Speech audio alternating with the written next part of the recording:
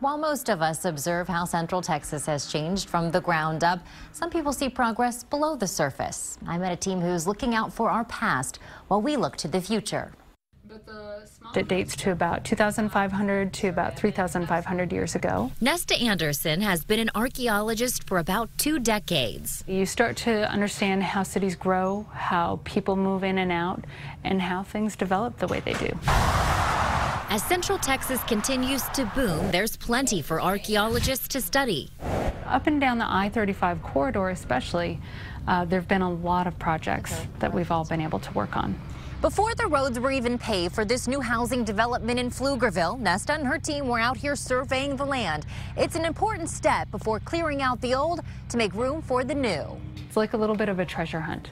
So if I've got a piece of broken glass, what else might be here? Could there be a whole bottle? Could there be a plate? Anderson works for Pape Dawson Engineers. Her team digs down before the engineers build up.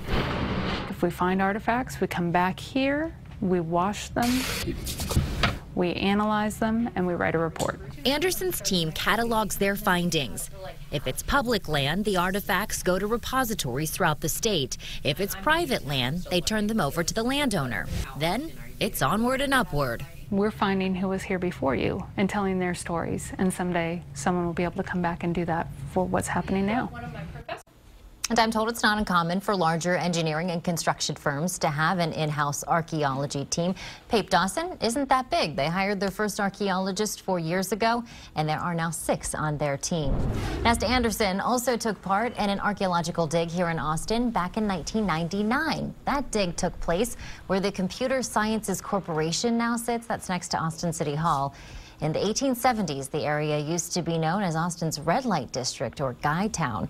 Archaeologists found cologne and perfume bottles, rusted keys, and concrete tiles from that time during their dig almost 20 years ago.